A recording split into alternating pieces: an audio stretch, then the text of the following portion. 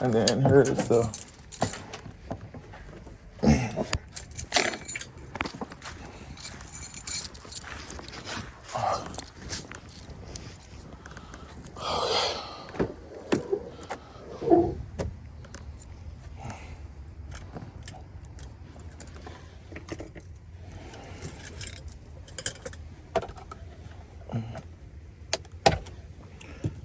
just gotta snap the plastic off.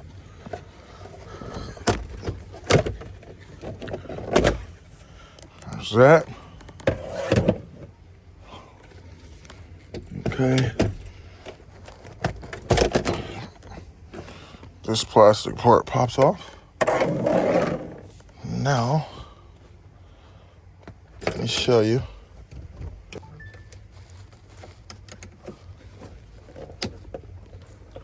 There we go.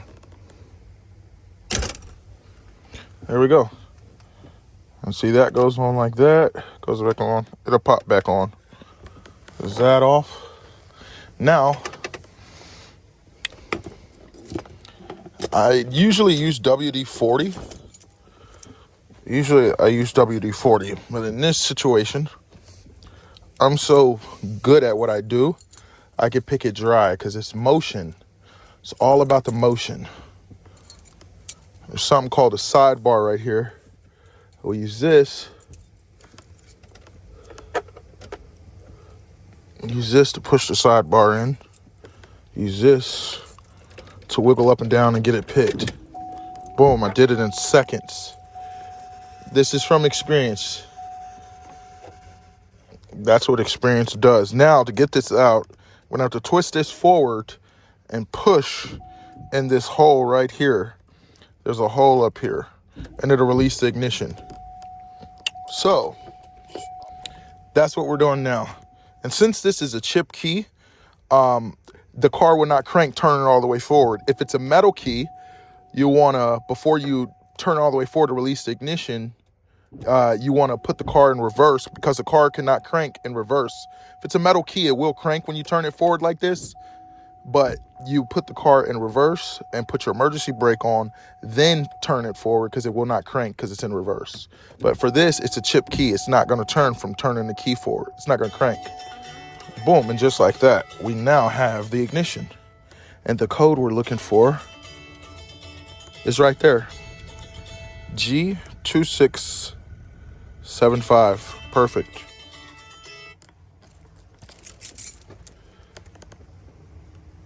Keys are us.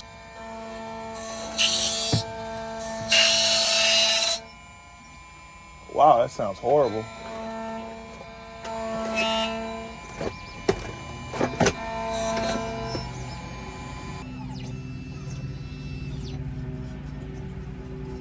Let's see, let's check it out.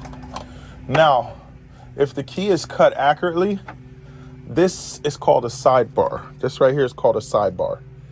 This right here, see that? It's like a bar. If it's cut accurately, that bar will go down when we insert the key. So let's see. You see that? It went down. So that means this cut is accurately. You see how it's flush with the rest of the cylinder? It's rounded off. If I let go, you see it pops back out. So yeah, this is an accurate cut key. The customer wants 2 key in this situation. I'm gonna go ahead and cut them a second one. And then we'll get to programming the key from there. All right, cutting our second key, guys, to the same ignition.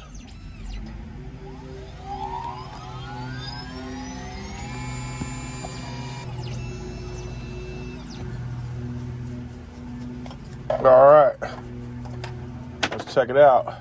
So now this one, this is the original one. Let's see if it does it for the same. It means it's accurate. If it goes down for this key too, it's accurate.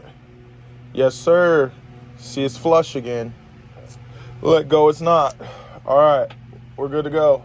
We're ready to program. Now, let me get this programmer.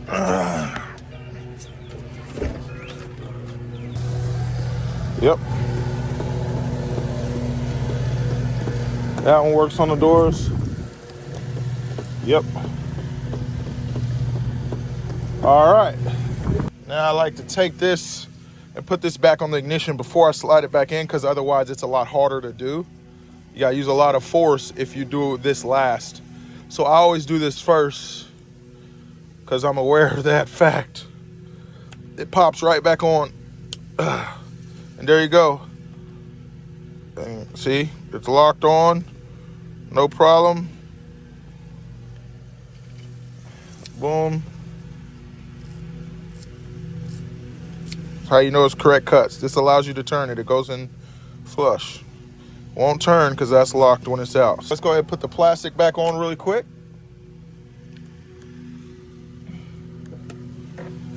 This right here pops back on. We got this little rubber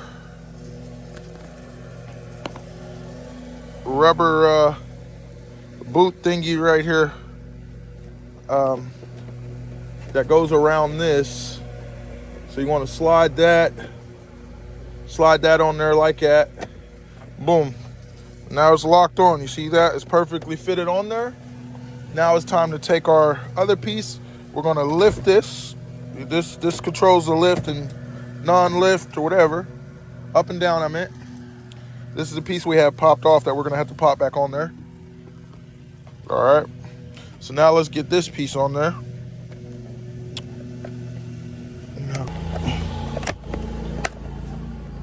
All right. As you see, we got that side popped on. We have that side popped on. All right.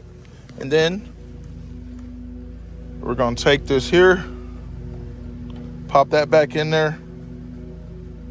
That controls the lift, drop, lift, drop. See? Now we can take our ignition, put it back in there. And you see it just slides right back in there. Boom. Smooth, no problems. I'm in the key. All right. Make sure all the doors are shut. Let me turn the emergency lights off. Okay, guys. So for whatever reason, the Top Don is not able to communicate with the car to program the key, which is a bad sign. As you see, this red Alto has power. And it's reading. You see, there's a voltage, a battery voltage. This one, for whatever reason, it doesn't, or maybe it's because this is dead. I don't know what I did wrong. We'll have to see. I hope that's the case, because I hope this could definitely do GM. I hope this one definitely could do GM cars, because, I mean, GM is one of the biggest manufacturers in America. So it's like, yeah, if it can't do the main basic cars, then yeah, that would be a problem. So we're going to continue. Anyway, we don't have time to waste, so we're going to go ahead and continue along with one of the other programmers and go ahead and get the job done, you know, because we have other jobs to get to. So as far as this, I may just have to I already synced them together. I may have to charge this. Maybe it's dead, this little piece alone, because I see it has a plug-in right here. So it may be dead is what I'm assuming. I'm hoping that's the case, since obviously it couldn't read. So